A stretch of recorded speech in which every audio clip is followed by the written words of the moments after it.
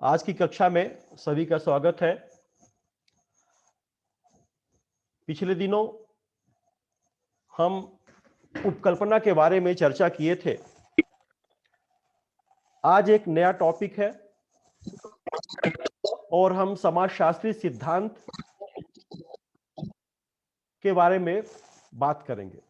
सिद्धांत होते क्या है, सिद्धांत कैसे बनते हैं, सिद्धांतों का निर्माण कैसे होता है, समाजशास्त्र में सिद्धांतों की क्या आवश्यकता है, सिद्धांतों का क्या महत्व है, सिद्धांत निर्माण में कौन कौन से तत्व होते हैं, इन सब चीजों पर हम चर्चा करेंगे। तो पहले आपको यह समझना होगा, जानना होगा कि सिद्धांत आखिर हैं क्या।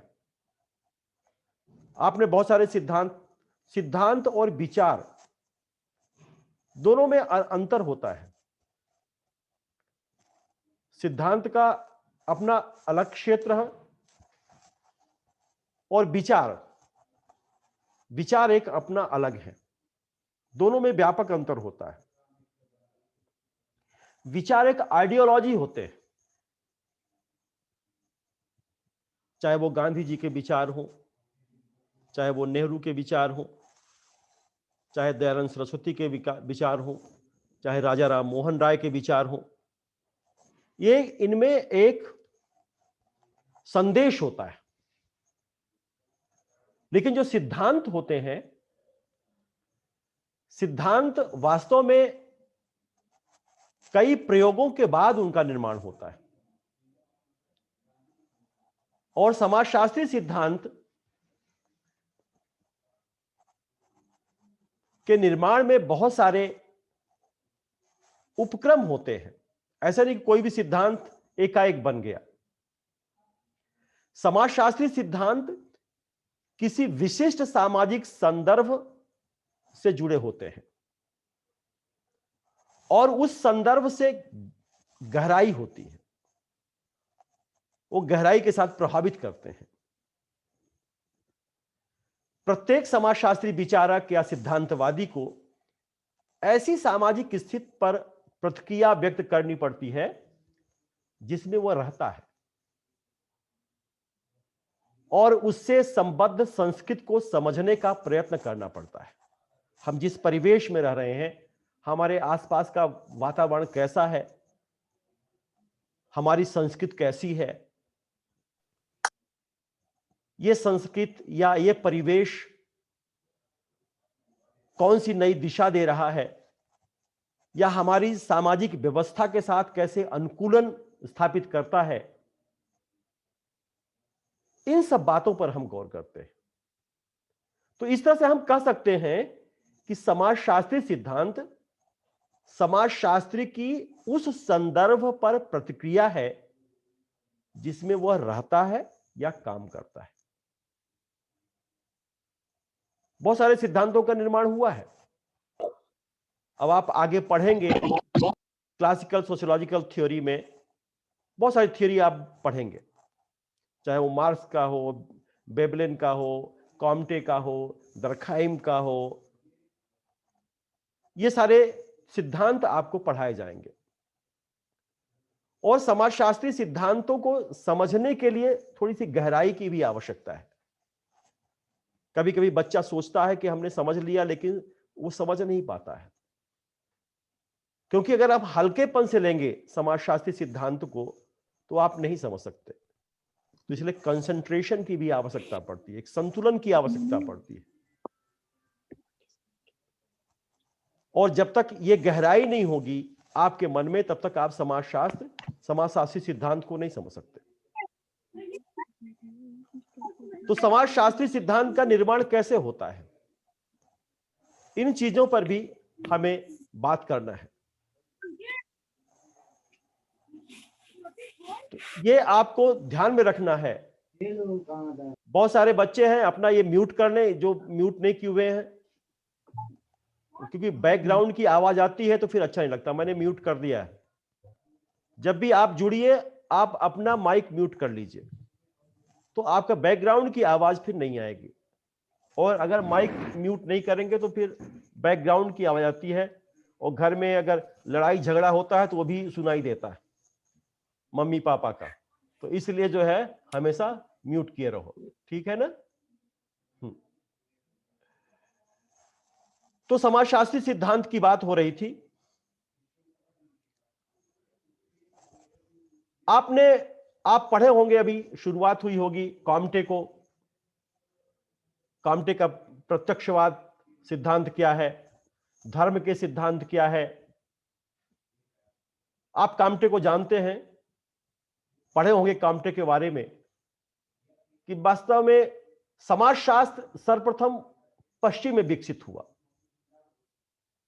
और भारत में इसकी शुरुआत 20वीं शताब्दी में हुई। 1919 में हमारे देश में समाजशास्त्र को पठन पाठन के 100 वर्ष हो गए, 100 वर्ष हो रहे हैं।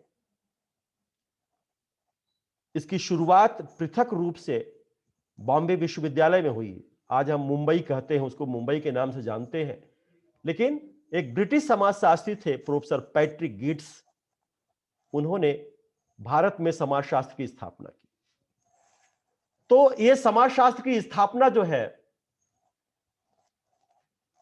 कि 100 वर्ष हम मना रहे हैं, और इन 100 वर्षों में सिर्फ पश्चिमी विचारक ही भर नहीं, बल्कि भारतीय विचारकों ने भी बहुत सारे सिद्धांतों का निर्माण किया है। चाहे वो एम.एन. श्रीनिवास रहे हो, उनकी पश्चिमीकरण की अवधारणा, उनका संस्कृतिकरण की अवधारणा, ए.आर. देसाई रहे हो, श्यामाचरण दुबे रहे हो, जी.एस. घुरे रहे हो, राधा कमल मुखर्जी रहे हो, इन सबका योगदान समाजशास्त्र में, भारतीय समाजशास्त्र में मील का पत्थर है। तो जिस तरह से पश्चिम के समाजशास्त्रियों ने समाजशास्त्री चिंतन किया है और सिद्धांतों को गढ़ा है, वैसे ही हमारे भारतीय समाजशास्त्रियों ने भी अनेक सिद्धांतों का सृजन किया है, अनेक सिद्धांतों को निर्माण में उनका महत्वपूर्ण स्थान है। तो बहुत सारे सिद्धांत, चाहे धर्म का सिद्धांत हो, धर्म का जो वैज्ञानिक चरण है लगभग 1300 के आसपास हम मानते हैं, जिसमें अलौकिक शक्तियां एवं धार्मिक प्रतिमाएं ऐसे सर्वाधिक महत्वपूर्ण कारक हैं जो समाज पर अपना प्रभाव छोड़ते हैं। और यहां तक कि माना जाता है कि विश्व, जो पूरा संसार है, पूरी दुनिया है, वो ईश्वर ने बनाया है, वो ईश्वर का ही उत्पाद है। प्रोडक्शन जो है किसने बनाया? ईश्वर ने बनाया है। जो कुछ भी, आज भी बहुत सारी इस तरह से धारणाएं हैं हमारे अंदर कि हम कहते हैं कि जो कुछ भी है सब ईश्वर का है, क्योंकि फेटलिज्म है हमारे इंडियन सोसाइटी में, भाग्यवादिता है। आज भी हम भाग्य से जुड़े हुए हैं। अगर बारिश नहीं होता है तो हम कहते हैं कि सब ईश्वर की कृपा, वो चाहेगा तो होगी, वो चाहेगा तो नहीं होगा। फसल हो रही है, बोले ईश्वर की कृपा है, फसल होगी या नहीं। तो बहुत सारी रिलीजन क्या है? रिलीजन अलौकिक शक्तियों पर विश्वास है। Religion is a believe to supernatural power. धर्म जो है अलौकिक शक्तियों पर विश्वास है। और इन छोटी छोटी बातों पर, इन सारी बातों पर भी हमने समाजशास्त्री सिद्धांतों का निर्माण किया है, ये आधार मानकर। तो जो समाजशास्त्री सिद्धांतों का प्रादुर्भाव हुआ है, ऐसा नहीं कि एकाएक बड़े बड़े थिंकर आए और उन्होंने सिद्धांतों का प्रतिपादन कर दिया, बल्कि छोटी छोटी हमारी जो आजकल की मुहावरे हैं, हमारी कहावतें हैं, हमारे किस्से हैं, इन सबको पढ़ने पर आपको लगेगा कि जो बातें इनमें कही गई थी वही आज समाजशास्त्री सिद्धांतों में कही जा रही। हार्वर्ड बेकर की एक किताब है, बहुत अच्छी किताब है, हमने कई बार आप सब बच्चों को कहा है कि अगर इसको पढ़े तो बहुत अच्छा होगा। उन्होंने एक किताब लिखी थी, development of social thought from lower to science. जो समाजशास्त्री विचारों का जो विकास हुआ है वो किस्से कहानियों से और विज्ञान तक हुआ है। विज्ञान की अवधारणा में भी, विज्ञान की अवधारणा वो सब कुछ हमारे समाजशास्त्री सिद्धांतों में दिखाई देती। फिर समाजशास्त्र के फादर ऑफ सोशियोलॉजी काम्टे आए। काम्टे प्रत्यक्षवाद का जो पहला चरण आया वो काम्टे के आने के बाद आया। काम्टे ने 1800 इसके बाद ये 1838 में समाजशास्त्र की नींव डाली, समाजशास्त्र की स्थापना की और उन्होंने बताया कि हर समाजशास्त्र मूल रूप से विज्ञान और उसके द्वारा खोजे गए कानून द्वारा प्रभावित है। इस काल में के दौरान ईश्वर या प्रकृति जैसी कोई चीज नहीं थी। इस बारे में काम्टे का नजरिया है कि यह एक बौद्धिक उलझन है जिससे सामाजिक अराजकता उत्पन्न होती है। काम्टे के अनुसार प्रत्यक्षवाद संबंधी चरण तभी हावी होता है जब धर्म, वैज्ञानिक एवं अलौकिक चरणों के नामो निशान यदि मिटे न हो तो कम से कम धुंधले पड़ गए हो, तभी सभी कुछ व्यवस्थित होगा और विकासवादी योजना सही सिद्ध होगी। तो चूंकि काम्टे का नजरिया विकासवादी था, इसलिए यह स्पष्ट है कि प्रेजेंट किस्म की जो क्रांतियों में उसकी आस्था नहीं थी। काम्टे एक सोशल थिंकर थे और समाजशास्त्र की जड़ों को मजबूत करने में काम्टे का बहुत बड़ा योगदान था। आप पढ़ेंगे काम्टे का विज्ञानों का वर्गीकरण भी पढ़ेंगे, उन्होंने समाजशास्त्र को सबसे नीचे रखा था। बोले समाजशास्त्र आधार है, सोशियोलॉजी जो है सारे विज्ञानों का आधार है, चाहे वो गणित हो, चाहे वो खगोल शास्त्र हो, चाहे वो आपका जीव विज्ञान हो, चाहे भौतिक विज्ञान हो, चाहे रसायन विज्ञान हो, इन सब में समाजशास्त्र सबको आधार देता है। क्योंकि समाजशास्त्र सामाजिक संबंधों का अध्ययन करता है, सामाजिक व्यवस्था का अध्ययन करता है, सामाजिक सरोकारों का अध्ययन करता है, सामाजिक चेतना का अध्ययन करता है, सामाजिक व्याधियों का अध्ययन करता है। समाजशास्त्र का कोई एक लक्ष्य नहीं है, एक उद्देश्य नहीं है। तो इन सारी चीजों में जब इतने सारे चीजों का समाजशास्त्र अध्ययन करता है तो निश्चित जो हमारी सोच है, हमारी थिंकिंग है, हमारे जो विचार हैं, वो समाज से जुड़े होंगे। तो समाजशास्त्री के रूप में काम्टे का मानना था कि सामाजिक प्रक्रमों को उत्कृष्ट तरीके से समझने की वजह से समाजशास्त्र एक प्रबल शक्ति के रूप में उभरेगा। काम्टे के बाद दुर्खीम आए। दुर्खीम ने भी कहते हैं कि उनका उत्तराधिकारी है।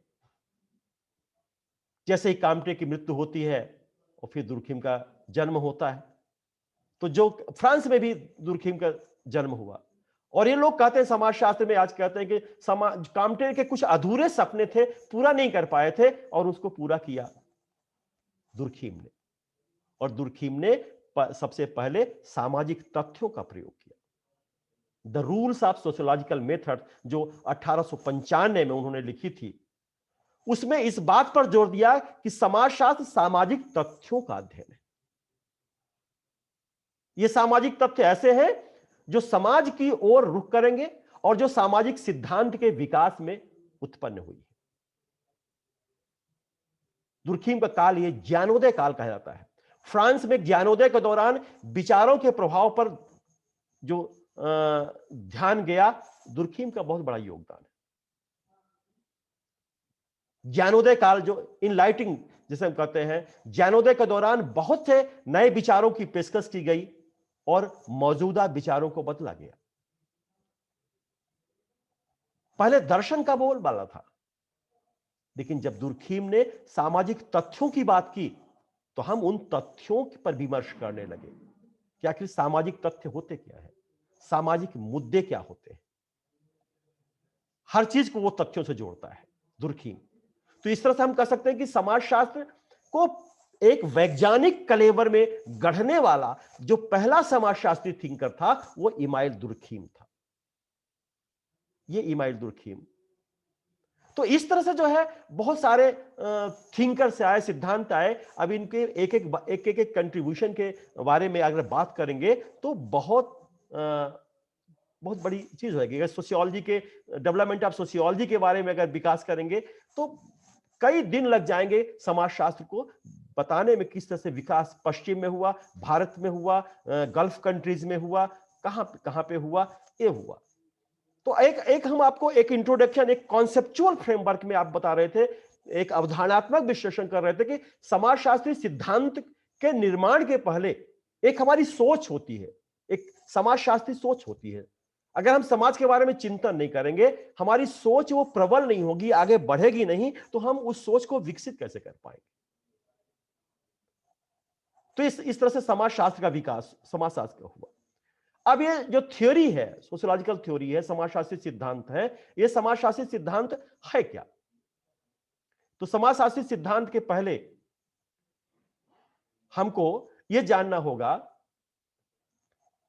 कि हम, आपको कई बार बताए हैं कि हम सामाजिक विज्ञान में अनुसंधान क्यों करते हैं। आपको बताए थे कि हम एक वैज्ञानिक दुनिया में रहते हैं। आज का जो विज्ञान है, आज का जो युग है, वो पूरे साइंटिफिक हो गया है। हमारी आज हम ये जो पढ़ाई कर रहे हैं, ये भी वैज्ञानिक है, का परिणाम है। नहीं तो कभी ये कोई सोचा नहीं था कि क्लासरूम ऐसे भी चलेंगे कि लोग अपने घर में बैठे रहेंगे और क्लास ज्वाइन किए होंगे। तो सामाजिक विज्ञान में अनुसंधान इसलिए होता है क्योंकि हम समाजशास्त्री सिद्धांतों के निर्माण के पहले हम तो थोड़ा सा सामाजिक अनुसंधान के बारे में ही बात, क्योंकि ये सब प्री स्टेप है, थ्योरी सिद्धांत के निर्माण के पूर्व के चरण। तो हम एक वैज्ञानिक दुनिया में रहते हैं। और दूसरी विशेषता क्या होती है कि हम तथ्यों में विश्वास करते हैं। We believe in facts.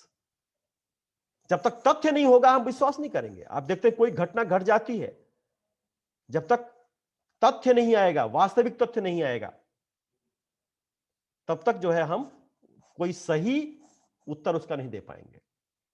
तो हम तथ्यों पे विश्वास करते हैं। फिर हमारा जो नजरिया है क्या, कि हम वैज्ञानिक दृष्टिकोण में भी विश्वास करते हैं। ये भी है, we believe in scientific approaches. हम विज्ञान में जिस तरह से अप्रोच, विभिन्न दृष्टिकोण, विभिन्न उपागमों का प्रयोग करते हैं, हम समाज शास्त्र में भी बहुत सारे सामाजिक उपागमों को प्रयोग करते हैं। तो आज की जो दुनिया है, आज की दुनिया क्या है? आज की दुनिया क्या चाहती है? सबूत चाहती है। Modern world needs to proof, वो सबूत चाहती है। कभी कभी आप देखते हैं कि अदालत में जो गुनाह किया होता है, प्रूफ नहीं मिलता है तो वो छूट जाता है। ये वहां भी आवश्यकता है प्रूफ। तो हम समाजशास्त्र में ऐसा नहीं कि हम विज्ञान के लैब में प्रयोग कर रहे हैं तो वहां भी हमको प्रूफ चाहिए कि आखिर ये क्या है, क्यों घटना ये घटी है, या ये हम यहां पे फेल हुए हैं तो क्यों फेल हुए हैं, इस योजना में हम फेल हुए हैं तो क्यों फेल हुए हैं। आज हम इस पैंडेमिक में वैक्सीन का निर्माण कर रहे हैं, तो वैक्सीन ऐसे निर्माण नहीं होगा। कई बार मैं आपसे बात कर चुका हूं, उसके बहुत सारे प्रयोग होंगे, बहुत सारे ट्रायल होंगे, और फिर इसके बाद जब फैक्टुअल हमें मिल जाएगा, हाँ ये जो है अब ये मनुष्यों पर कारगर साबित हो रहा है, तब हम मनुष्यों के लिए उपयोग के लिए करेंगे। तो आज आधुनिक दुनिया को हमें सबूतों की जरूरत है।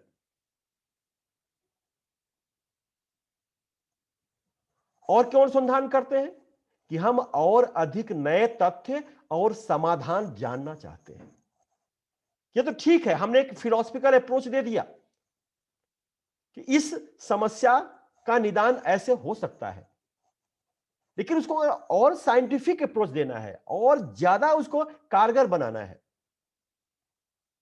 तो हमें खोज करना पड़ेगा।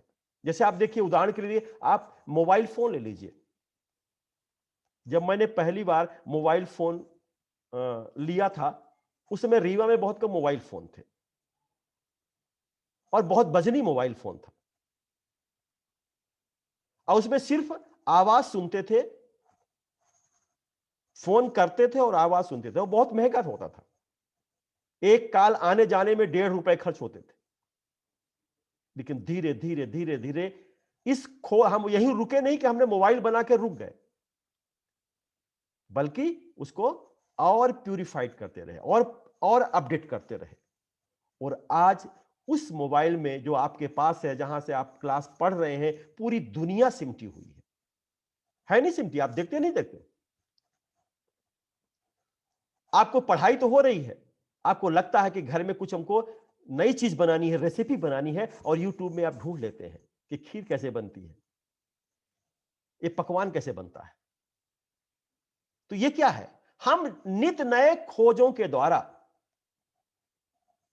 हम नए तथ्यों को जानना चाहते हैं और उसका समाधान करना चाहते हैं। बहुत सारी सामाजिक घटनाएं होती हैं, तो यहां पे सामाजिक अनुसंधान की हम बात कर रहे हैं कि बहुत सारी सामाजिक घटनाएं होती हैं। उन घटनाओं में कौन से नए तथ्य आ रहे हैं और इनका कैसे समाधान किया जा सकेगा, इसलिए। और इसलिए हम समाजशास्त्र में भी एक वैज्ञानिक तरीका स्थापित करते हैं और किए, अर्थात समाजशास्त्र को भी हम वैज्ञानिकता के साथ जोड़ते हैं। और जब तक जो है वैज्ञानिकता के साथ नहीं जोड़ेंगे, तब तक जो है समाजशास्त्र आगे नहीं बढ़ेगा, समाजशास्त्र में वास्तविकता नहीं आएगी। तो हमेशा हमारी जिज्ञासा रहती है समाजशास्त्र में, जो हमारे समाजशास्त्रियों के जिन्होंने सिद्धांतों का निर्माण किया, उनकी हमेशा जिज्ञासा रही कि हमें क्या पता लगाना है, कैसे जानकारी मिल सकती है, किस तरह से यह समाज को प्रभावित करता है, वास्तव में हम कौन सी जानकारी जुटाना चाहते हैं जो समाज में होने वाली घटनाओं के प्रभावों को बता सके, और इस जानकारी का हम कैसे उपयोग कर सकते हैं। इन सारी चीजों पर हम मनन और चिंतन करते रहे। तो ये मनन और चिंतन का जो परिणाम हुआ वो सामाजिक सिद्धांत के रूप में आया।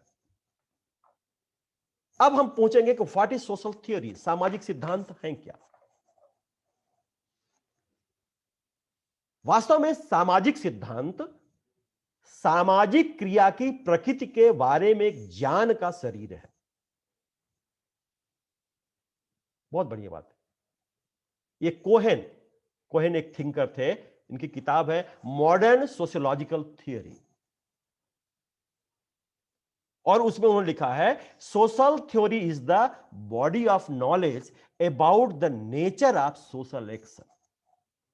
सामाजिक सिद्धांत सामाजिक क्रिया की प्रकृति के बारे में ज्ञान का शरीर है। ज्ञान बहुत बृहद होता है, बहुत गहराई होती है। कभी कभी होता है कि एक ज्ञान जो है सिर्फ हम ये कह दें कि पढ़े लिखे लोगों के पास ही भर एक ज्ञान है, तो हम झूठे साबित होते हैं। कभी कभी उनके पास जो पढ़े लिखे नहीं है लेकिन कई वर्षों का संचित ज्ञान उनके अंदर है, तो वो ज्ञान भी ज्ञान है। तो इस ज्ञान की खोज करना सिद्धांत का एक भाग है। हमारा शरीर क्या है? हमारा शरीर एक सावयव है। सावयव का उपयोग हम करते हैं जीवित प्राणी। तो दुर्खीम क्या कहते हैं कि सोसाइटी इज एन ऑर्गेनिज्म, समाज भी एक सावयव है। जैसे हमारे शरीर में बहुत सारी शाखाएं होती हैं और उनका हम अलग अलग उपयोग करते हैं, तो समाज की भी अपनी अपनी शाखाएं हैं। समाज में धर्म भी है, समाज में जाति भी है, समाज में संस्कृति भी है, समाज में परिवार भी है, समाज में नातेदारी भी है, समाज में समुदाय भी है, समाज में समूह भी है, नियम कानून प्रथाएं परंपराएं, बहुत सारी चीजें हैं। और ये सब मिलकर के एक पूरे समाज का निर्माण करती हैं, और इन सब का जहां अध्ययन होता है वह समाजशास्त्र होता है। समाजशास्त्र के अलावा कोई दूसरा ऐसा विषय नहीं है जो इतनी समग्रता, इतनी तल्लीनता, इतनी पूर्णता के साथ अध्ययन करे, इतनी बारीकी के साथ अध्ययन करे। बहुत सारे बच्चे हैं जो समाजशास्त्र नहीं जानते, 12वीं के बाद आए और सोशियोलॉजी को नहीं जानते, लेकिन जब जानते हैं तो देर हो जाती है, कहते करे हम भी समाजशास्त्र पढ़े होते। तो समाजशास्त्र में डिग्री लेना, समाजशास्त्र में पढ़ना, दोनों अलग अलग बात होती है। तो यहां हम सोशल थ्योरी की बात कर रहे हैं। कोहेन ये भी कहते हैं सिद्धांत एक खाली चेक की तरह होता है। इसका संभावित मूल्य उपयोगकर्ता और उसके उपयोग पर निर्भर करता है। आप ब्लैंक चेक होता है ना, जैसे आपके घर में आपको 10,000 की आवश्यकता है, अब पिताजी की बहुत जरूरत, पिताजी को बहुत जल्दी में है और एक चेक साइन करके फाड़ के दे दिए ब्लैंक, ये ले जाओ, निकाल लेना पैसा।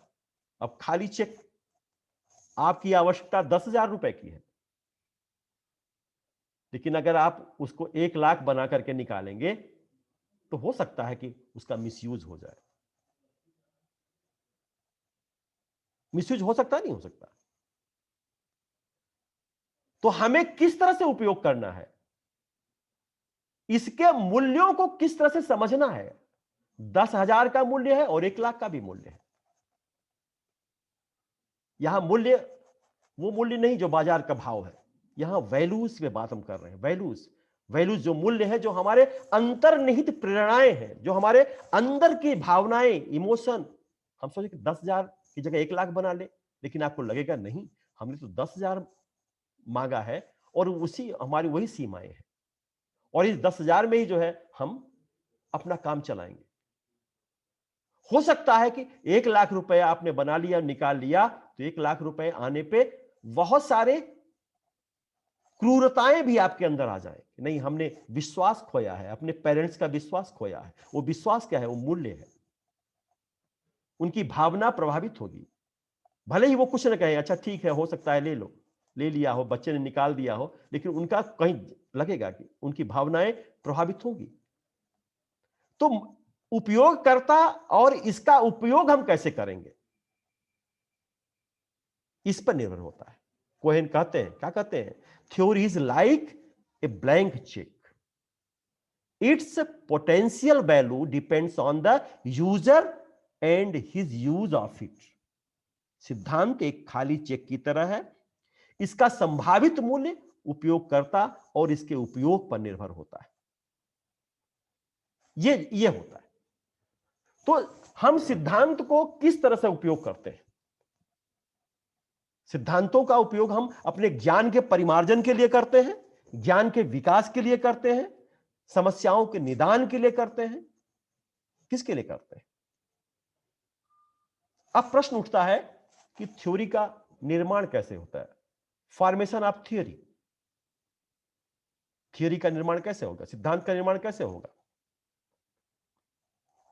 अब आप देखिए कि मनुष्य, जो विचारधाराएं आती हैं, कहां आती है? मनुष्य के अंदर आती है। एक मनुष्य है, एक आदमी है, एक व्यक्ति है। मनुष्य और व्यक्ति दोनों में बहुत अंतर होता है।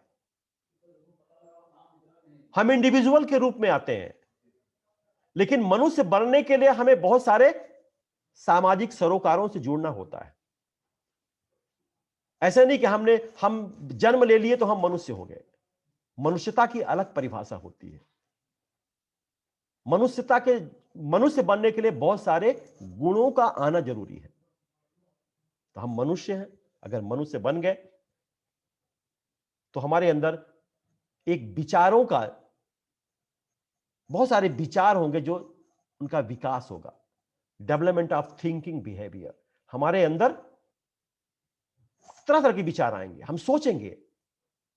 अगर हमारे अंदर सोचने की क्षमता है कि ये कैसा हो गया, ये क्यों हो गया, ये घटना क्यों घट गई, हम क्या नया कर सकते हैं, हम अपने परिवार को कैसे आगे बढ़ा सकते हैं, कैसे विकसित कर सकते हैं, हम समाज में कैसे अपना नाम कमा सकते हैं, अपने परिवार का नाम कैसे कर सकते हैं, तो क्या होगा? Development of thinking behaviour. मनुष्य के अंदर ही विचारों का तूफान आता है, हम सोचते हैं।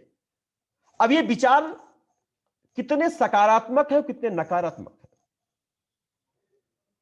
कुछ लोग होते हैं जो हमेशा नकारात्मक विचार उनके आते हैं, वो सकारात्मक रूप से जुड़ ही नहीं पाते। ये उनका दोष है, ये उनके अंदर की जो भावनाएं हैं, जो ग्रंथियां हैं, वो कभी वो पॉजिटिव सोचे नहीं, सकारात्मक सोचे नहीं, इसीलिए नकारात्मक के भाव ही आएंगे और वो कभी सफल नहीं होते। लेकिन अगर आपके अंदर सकारात्मकता आ रही है, सकारात्मकता के भाव हैं, तो आप बहुत सोचें। न्यूटन जब सेब गिरा पेड़ से जमीन पर, तो न्यूटन के अंदर जिज्ञासा हुई होगी, ये विचार आया होगा कि आखिर क्यों गिरा, ये सेब क्यों गिरा। और इसी जिज्ञासा ने, इसी क्यूरियोसिटी ने न्यूटन का गुरुत्वाकर्षण के सिद्धांत को प्रतिपादित किया। फिर जो हमारे विचार हैं, अब विचार के आगे बढ़े तो विचार की दूसरी कड़ी में उन विचारों का एक तक सीमित नहीं रहे, एक ही जगह सीमित नहीं रहे विचारों का, बल्कि कल्चरल ट्रांसमिशन होता है। जैसे आप बहुत सारी चीजें अपनी पीढ़ियों से सीखते हैं, पूर्वजों से सीखते हैं। हमारे पूर्वज ऐसे थे, हमारे बाबा ऐसे थे, हमारे बाबा के बाबा ऐसे थे, दादाजी ऐसे थे, दादी ऐसी थी, बड़ी माँ ऐसी थी, ये सब आप जानते हैं। और फिर यही ज्ञान, ये जो ट्रांसमिशन होगा, आप अपने आने वाली पीढ़ी को दे देंगे। तो ट्रांसमिशन क्या, कल्चर क्या, जो सांस्कृतिक होता है, सांस्कृतिक विशेषताएं कभी केंद्रित नहीं होती, उनका डिफ्यूजन होता है। वो एक स्थान से दूसरे स्थान चलती हैं। क्यों? Development of means of transportation and communication. आज इतना ज्यादा जनसंचार के माध्यम और आवागमन के साधनों का विकास हो गया है कि आप एक जगह से दूसरी जगह जाएंगे तो आपके साथ वो विचार भी जाएंगे। और इसलिए आज हम सारी चीजें देख रहे हैं, सीख रहे हैं, और नई चीजों को सीखने की प्रबल उत्कंठा होती है। तो जो विचार है, जो हमारी आइडियोलॉजी है, वो आइडियोलॉजी एक जगह केंद्रित नहीं होती है। ये जनसंचार के साथ जो है दूसरे समूहों में भी चली जाती है। तो हम ये जो development of means of transportation and communication, यातायात जनसंचार के साधनों का इतना विकास हुआ कि उस विकास के कारण हम एक स्थान से दूसरे स्थान गए, तो वहां क्या हुआ? कल्चरल कांटेक्ट हुआ, एक सांस्कृतिक संपर्क हुआ, एक समूह से दूसरे समूह का, एक व्यक्ति का दूसरे। जैसे आप कभी साउथ इंडिया जाएंगे तो साउथ इंडिया में के वहां के लोगों के साथ जब संपर्क करेंगे तो उनके स्वभाव, उनके नेचर, उनकी भावनाएं, ये सब आप जुड़े हो, आप उनको जानेंगे, वो आपकी जानेंगे।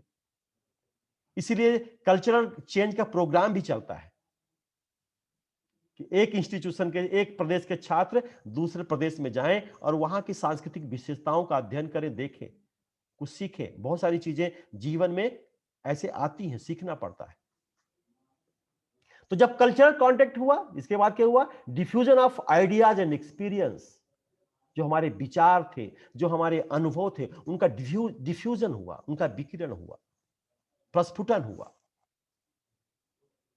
हम लोगों से पूछते रहे, लोगों से पूछे, लोगों से जाने कि आपने कैसा देखा समाज, किसी भी समस्या के बारे में, किसी व्यवस्था के बारे में, या उनके अनुभवों को जानने के लिए। जब तक आप उनके अनुभवों को पूछेंगे नहीं, जानेंगे नहीं, वो बताएंगे नहीं, तब तक कैसे आप जानेंगे? तो इस सांस्कृतिक संपर्क होने के बाद जब हम एक दूसरे के संस्कृति से प्रभावित हुए तो फिर विचारों का एक क्या हुआ? डिफ्यूजन। जो हमारे विचार है उनका विकिरण हुआ, डिफ्यूजन हुआ। और इस डिफ्यूजन के बाद उन विचारों में एक लॉजिक आया, एक तर्क आया। तर्क का आना ही एक तरह से विज्ञान का जो है सबसे बड़ी विशेषता होता है कि तर्क, ऐसा क्यों हुआ, ऐसा क्यों हो रहा है, ऐसा क्यों होगा। जब तक लॉजिक नहीं आएगी, तर्क नहीं आएगा, तब तक हम उसको अपने सही यथार्थ तक कैसे पहुंचेंगे, सही तथ्य तक कैसे पहुंचेंगे। तो तर्क आया, लॉजिक आई, और इस लॉजिक ने एक सामाजिक विचारधारा को जन्म दिया। जितने भी है, कभी कभी होता है कि आप बहुत सारे किस्से हैं, कहानियां हैं, मुहावरे हैं। बिल्ली रास्ता काट दी, तो ये लॉजिक भी आया होगा कि अरे मैं, हो सकता है कई बार लोग गए हों यार, हम जा रहे थे कहीं, तो ये बिल्ली रास्ता काट दी, लगता है इससे क्या होता। तो दूसरा बताएगा अरे हाँ, हमारे साथ भी ऐसी घटना हुई। तीसरा भी अपने अनुभव को सुनाएगा।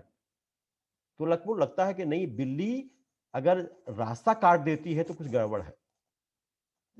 एक सामाजिक विचारधारा, एक आ गया, एक भ्रांति बन गई आपके अंदर। और इस विचारधारा का जब हम क्या करते हैं, साइंटिफिक वेरिफिकेशन करते हैं, वैज्ञानिक सत्यापन करते हैं।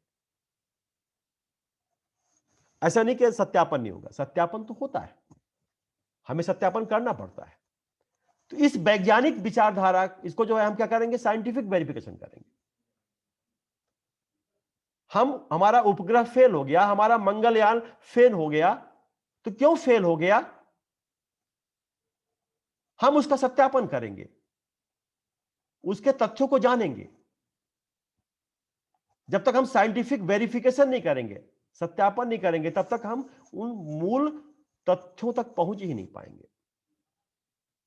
तो जिस तरह से विज्ञान सत्यापन करता है, समाजशास्त्र भी उसी तरह से विज्ञान सत्यापन करता है।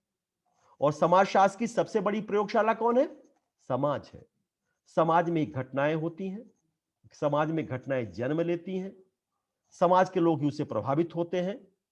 तो जितने समाज में ही हमको अनुभव मिलता है, तो समाज ही हमारी सबसे बड़ी प्रयोगशाला है। उसका हम जब उनका साइंटिफिक वेरिफिकेशन करेंगे, तो एक सामान्य बात निकलेगी, कि एक सामान्य बात आएगी, धारणा आएगी, जिसको लोग मानेंगे कि नहीं, इस कारण से यह घटना हुई है, इस कारण से यह समस्या आ रही है। और वो सामान्य बात धीरे धीरे जब स्टेब्लिश हो जाती है,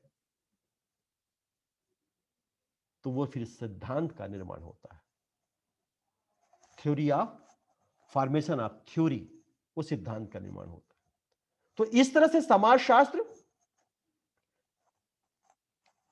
वे सिद्धांतों का जो निर्माण है, उसके पीछे बहुत सारे उपक्रमों से हमें गुजरना पड़ता है। कोई भी सिद्धांत है, चाहे वो जितने भी हमारे सोशल थिंकर हैं, चाहे वो मार्क्स का सिद्धांत रहा हो, चाहे वो पैरेटो का सिद्धांत रहा हो, चाहे वो कॉम्टे का सिद्धांत रहा हो, चाहे दरखाइम का सिद्धांत रहा हो, बेबर का सिद्धांत रहा हो, जितने भी सिद्धांत बने हैं, मीड की थ्योरी रही हो, सबने बहुत सारे सिद्धांतों का निर्माण किया है। तो इन सिद्धांतों के निर्माण के पीछे यही उपक्रम रहा होगा। एकाएक कोई भी सिद्धांत निर्मित नहीं होता है, और यह सिद्धांत एक तरह से बनने के बाद फिर इसकी रीटेस्टिंग भी होती है, पुनर्परीक्षा भी होती है। ऐसा नहीं कि यह सिद्धांत बन गया, हो सकता है कोई नई आइडियोलॉजी है, समय के साथ ये बदलते रहते हैं। तो इस तरह से सिद्धांत का निर्माण होता है। आज हम यहीं तक अपनी बात करेंगे, फिर कल हम बताएंगे theory, formation of theory, theory का निर्माण कैसे होता है, और थ्योरी के निर्माण के पीछे कौन कौन से तथ्य होते हैं, कौन कौन सी मेथोलॉजी होती है, कौन कौन सी चीजें होती हैं, उन चीजों को हम बताएंगे। तो फॉर्मेशन थ्योरी, कैसे थ्योरी निर्माण होती है, वो हम